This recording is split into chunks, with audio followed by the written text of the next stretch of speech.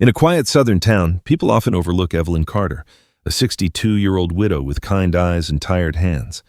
To most, she's just the old lady with a dog. But what if I told you that one day, this woman, dismissed and underestimated, would risk everything to save a child when no one else believed in her? This is not just a story about fear or suspicion.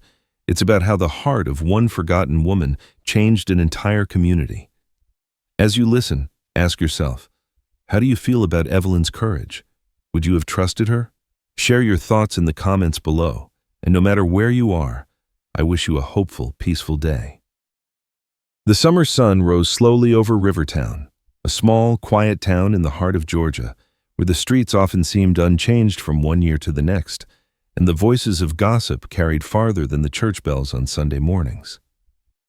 It had been only a few days since Evelyn Carter had told herself that life in this town would not break her spirit, though she had long learned to live with the sideways glances and whispers that followed her whenever she walked down Main Street. That morning, like countless mornings before, she tied the leash around the neck of her old dog Rocky, stepped out of her modest wooden house, and headed toward the park where she began every day with the same calm ritual. The air was already heavy with warmth, cicadas hummed in the distance, and the faint smell of magnolia trees blended with the dust of the cracked sidewalks, creating a backdrop that was as much Evelyn's companion as Rocky himself. Evelyn Carter was 62 years old, a black woman whose dark skin carried the undeniable mark of a heritage that in this part of Georgia had long been met with prejudice. Her tightly curled hair, streaked with gray, was tied back into a simple bun, and her brown eyes still carried the softness of someone who had chosen kindness over bitterness despite what the years had taken from her. A widow for more than a decade, she had lived quietly on the edge of Rivertown, supporting herself with small sewing jobs, never asking much of the world except the dignity to keep walking with her head held high. Rocky, her faithful dog, was a mixed-breed shepherd, already 12 years old with thick grayish fur along his muzzle, eyes that glimmered with loyalty, and a slow but determined gait that matched hers. Whenever they walked, people often noticed how the two moved almost as one. The old black woman with her steady steps, and the old dog with his unwavering devotion, a pair that had become a familiar if somewhat pitied sight in the town. Each morning, Evelyn followed the winding path into Rivertown Park, where at the far end stood an old bench that had long ago lost its shine and now leaned slightly to one side from years of wear. On that bench sat James Miller, a man whose presence had become both a fixture and a warning to others. James was in his late 60s, his hair completely white and unkempt, his beard grown thick and uneven, and his clothes were a patchwork of donations and cast-offs that never quite fit.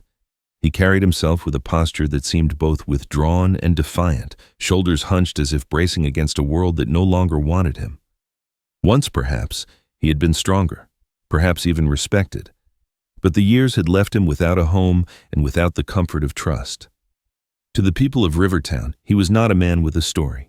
He was simply the homeless figure on the bench, the shadow they pretended not to see when they passed by. But to Evelyn, he was something else. Every day, as naturally as she fastened Rocky's leash, she stopped at that bench, reached into her bag, and handed James a small piece of bread, a cup of cheap coffee, or sometimes a leftover sandwich she had saved. Rocky would wag his tail, sniff James's hand, and sometimes rest his head against the man's knee, as if to remind him that he was still human in the eyes of at least one creature. James rarely spoke more than a few words of thanks, his voice rough from disuse, but Evelyn always answered with a warm nod or a gentle, "Take care of yourself, James." It was a ritual as ordinary as the sunrise, yet it was one of the few moments in the day when James seemed to belong somewhere.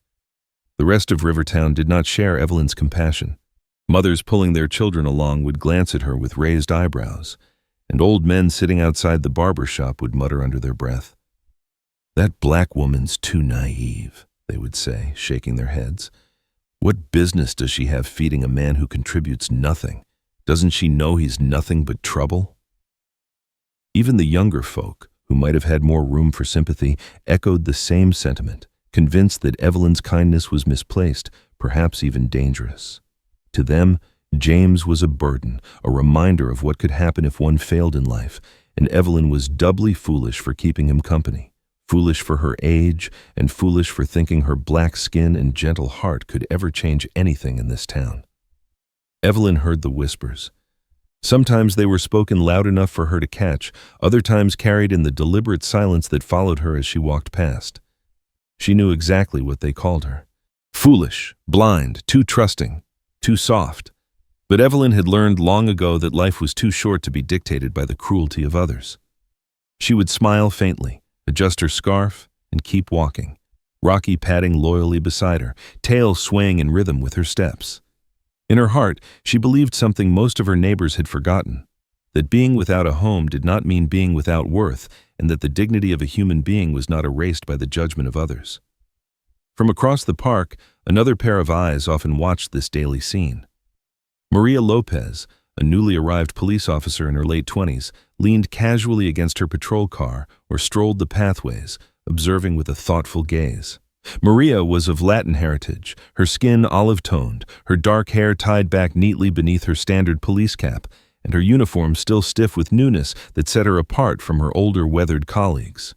Her brown eyes held both sharpness and warmth, though lately the sharpness had grown, honed by the subtle looks and quiet dismissals she faced from within the department. To many of her fellow officers, she was still the rookie, a young outsider from another culture, a woman who had yet to prove her place in a station dominated by older white men. Maria understood, perhaps better than anyone else in Rivertown, what it meant to be looked down upon, to be judged before she was known. That was why she found herself drawn to Evelyn and her quiet defiance. Each time Evelyn sat with James and offered him bread, Maria felt a flicker of respect kindle inside her. She could see how others laughed, how others whispered, and yet Evelyn carried herself with unshaken dignity. To Maria, the old black woman walking with her faithful dog was more than just a kind soul. She was a mirror of resilience, a reminder that sometimes the strength to stand firm against prejudice came not from shouting back at it, but from living each day with a heart unbent. So the pattern repeated, day after day. Evelyn with Rocky by her side, James on the bench, the town's whispers circling like restless birds, and Maria watching from a distance. It was a rhythm of suspicion and quiet kindness, of disdain and stubborn humanity. And though Rivertown remained blind to it, something powerful was taking shape there in the shade of the old trees, the courage of a woman long overlooked, a friendship others could not understand, and the seed of a story that would soon test the very soul of the town. It was late afternoon in Rivertown Park, the kind of heavy Georgia day when the air clung to the skin and even laughter felt sluggish. Evelyn Carter, with her faithful old dog Rocky trotting beside her, had just finished her daily walk and offered James Miller a small sandwich and a steaming cup of cheap coffee when the calm shattered into chaos. A woman's scream cut through the park like a blade, followed by frantic cries that multiplied until every corner of the park echoed with fear. Parents rushed toward the lake, calling out a single name over and over. "Ethan! Ethan!" Ethan was only 7, the blonde-haired son of one of the wealthier families in town. He had been playing by the water's edge just moments before, waving a stick and splashing in the shallows, the kind of carefree joy that made mothers smile and fathers proud. Now he was gone. His mother dropped to her knees, her floral dress pooling around her, as she clawed at the grass and screamed her boy's name, while his father, a tall man in a starched white shirt, sprinted back and forth along the lakeshore, shouting into the still air as if volume alone could bring his son back. The crowd swelled quickly, faces pale and eyes wide, terror sweeping through Rivertown Park like wildfire, and in the midst of that panic, suspicion found its target. Heads turned, eyes sharpened, and voices rose with the same conclusion. James Miller, the homeless man who sat every day on the leaning bench, the shadow everyone ignored until now. A man shouted, "It must have been him." Another, his face red with fury, barked, "Didn't I say this would happen? Lurking here day after day. Who else could it be?" Soon the accusations snowballed, feeding one another until the mob's voice was one, "He took the boy." Evelyn's heart twisted as she turned toward James. He sat frozen on the bench, his white hair tangled, his shoulders hunched, his eyes wide with bewilderment. Rocky growled low, stepping between Evelyn and the mob, his hackles raised, his old but sturdy frame quivering with protective instinct. Evelyn reached down, steadying her trembling hand on the leash, but the storm of words kept crashing around them. "You see, Evelyn, You fed him, you defended him, and now this, hissed a woman in a stiff floral dress, her sharp voice dripping venom.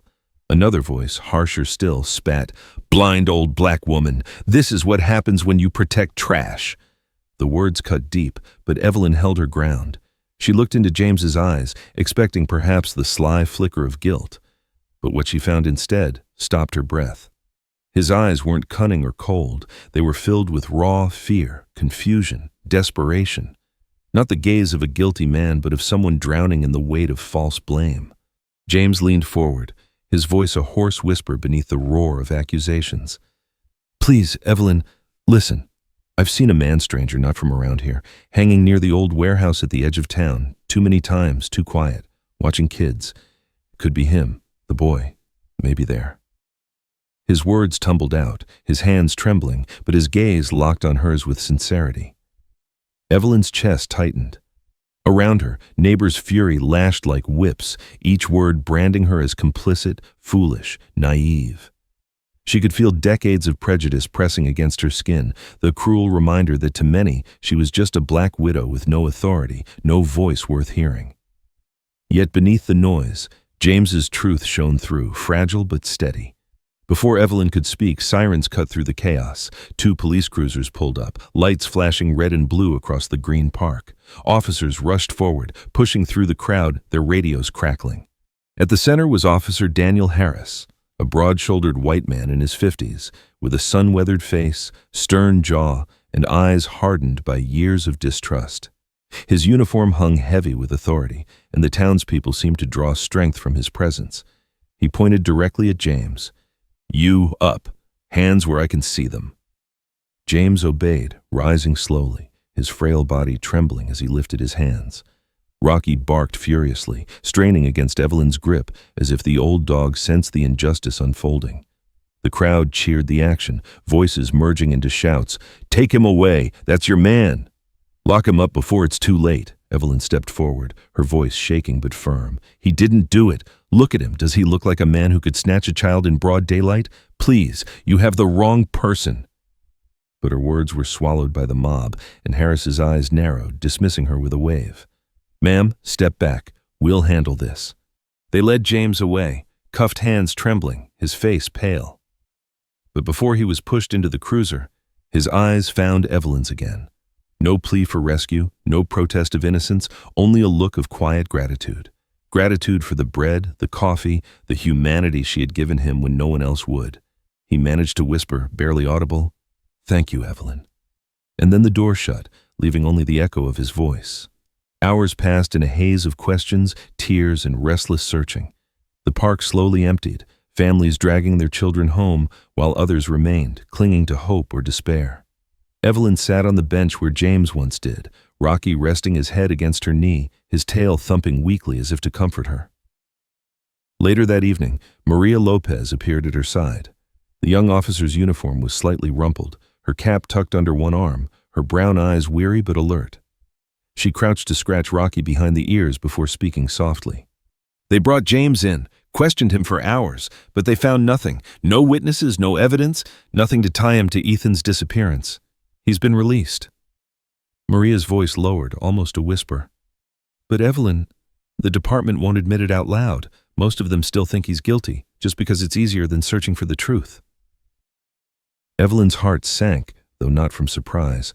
She had lived too long in Rivertown to expect justice to come swiftly. She nodded, her hand tightening on Rocky's fur, her gaze fixed on the darkened trees beyond the lake. Maria placed a hand gently on Evelyn's shoulder, her expression carrying both sympathy and unspoken solidarity. "Be careful," she murmured. "You and I both know this town isn't quick to forgive." As the night deepened, Evelyn rose, Rocky steady at her side, the weight of the day pressing heavily on her frail shoulders. Yet within her, a small flame flickered the truth she had glimpsed in James's eyes, the whisper about the warehouse at the edge of town. She knew the town would mock her for believing him, but in her heart, she already understood. When the world turned against someone, sometimes the only choice left was to stand with them. The night had settled heavy over Rivertown, pressing the small town into a blanket of silence broken only by the occasional bark of a stray dog or the distant hum of cicadas in the trees. Evelyn Carter could not rest.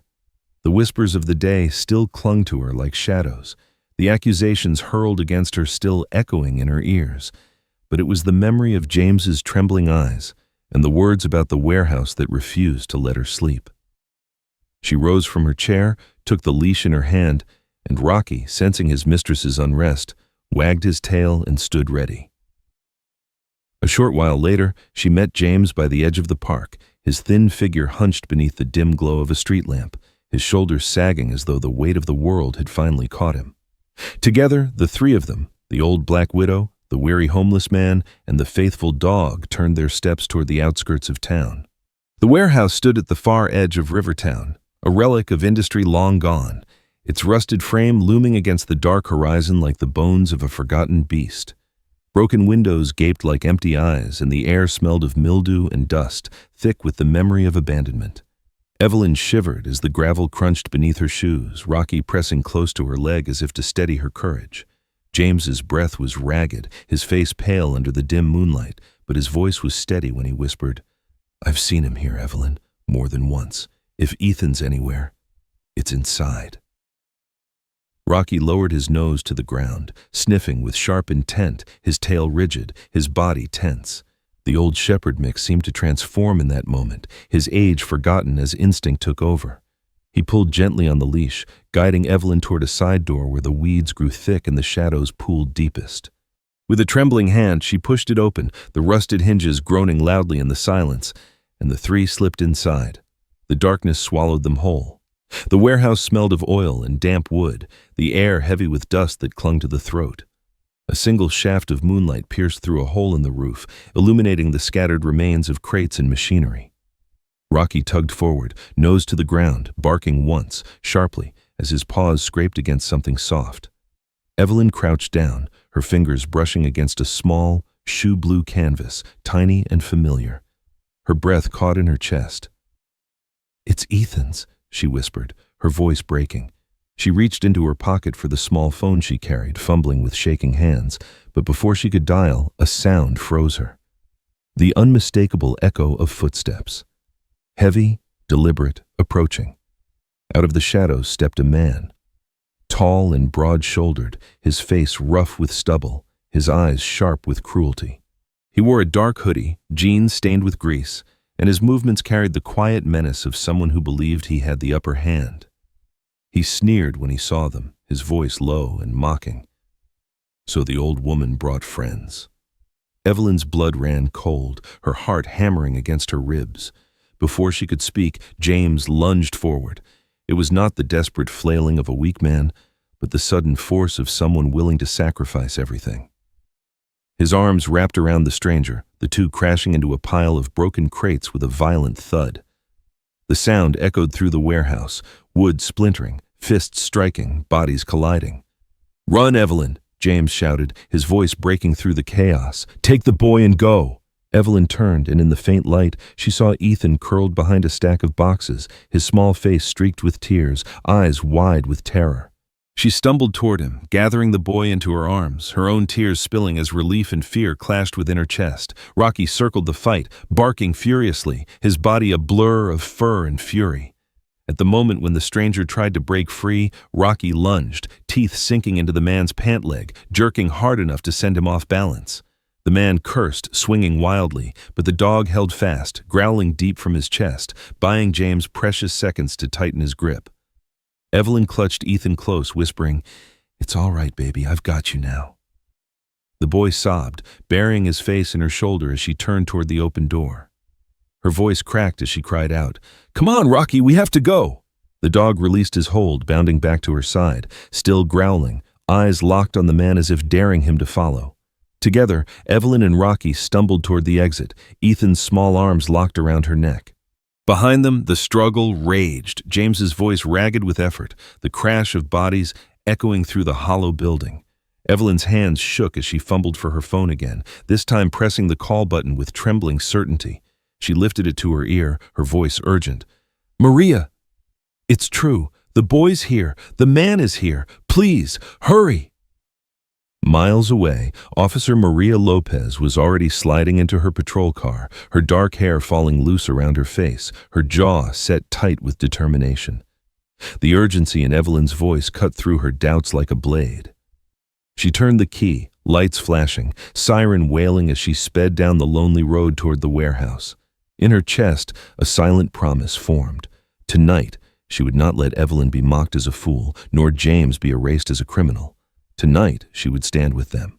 And as the headlights of Maria's cruiser pierced the night, Evelyn Carter, clutching the sobbing child and with Rocky pressed close to her side, realized that against all odds, they had done what no one else had dared. They had faced the darkness head-on together. The night was still alive with sirens when Maria Lopez's cruiser screeched to a halt in front of the warehouse. Officers poured in behind her, flashlights cutting through the darkness, radios buzzing with clipped orders. The beam of Maria's light swept across the floor and landed on the struggle at the center of the room. James Miller, gaunt and weary, clinging to the kidnapper with every last ounce of his failing strength.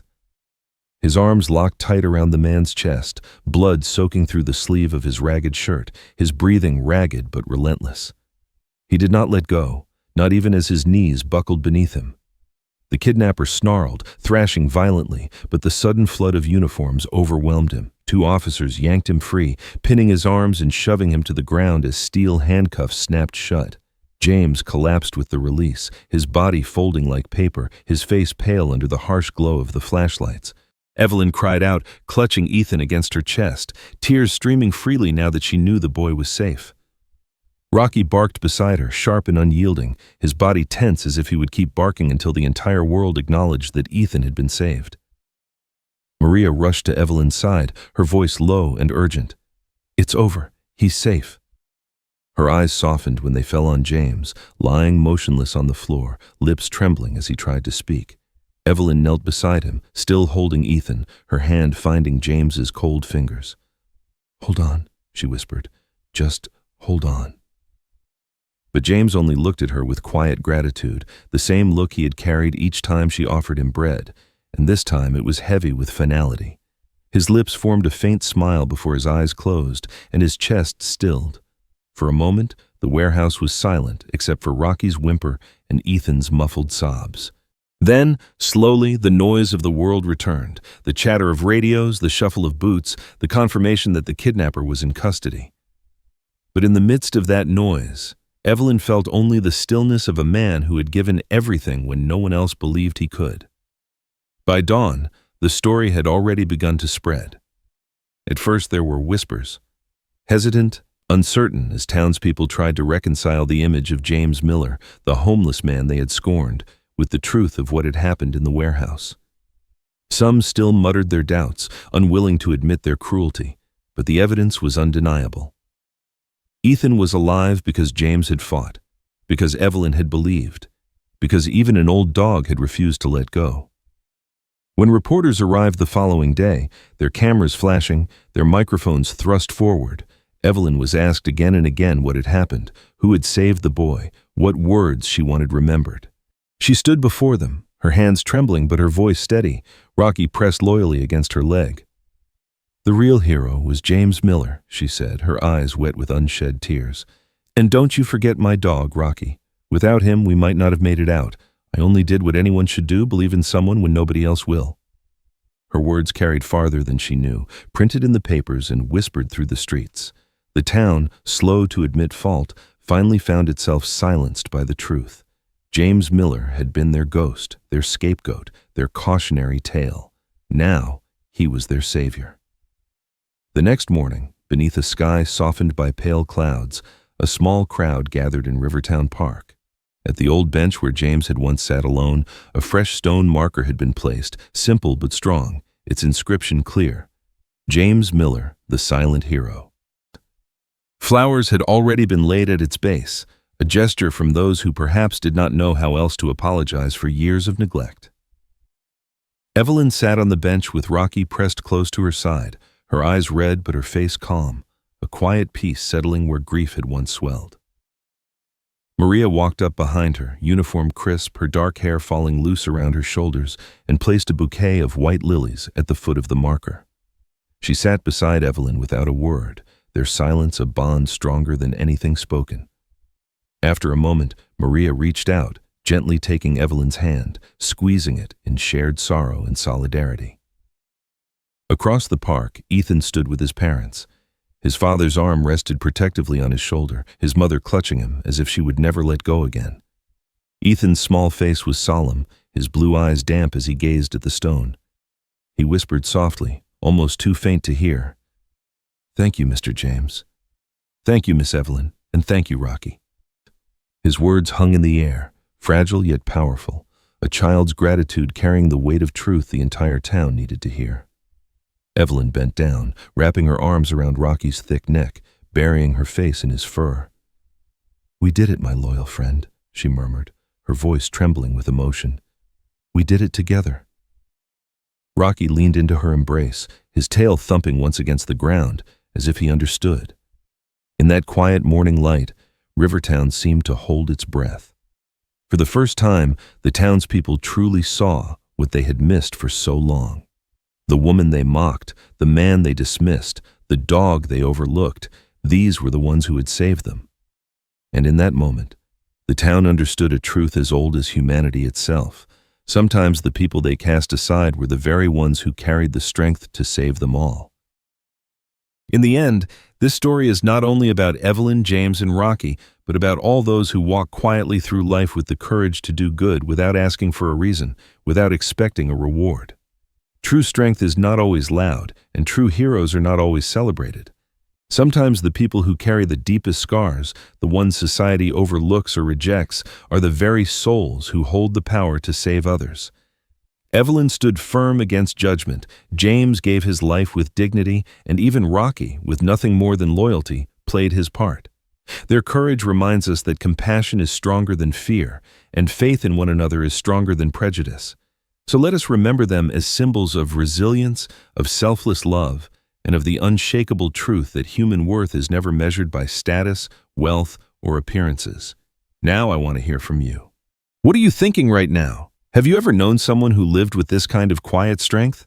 Share your thoughts in the comments below, because your words may inspire someone else. If this story touched you, please subscribe to the channel so you do not miss more stories like this. And may God bless you and all those you love, guiding you with courage, kindness, and hope.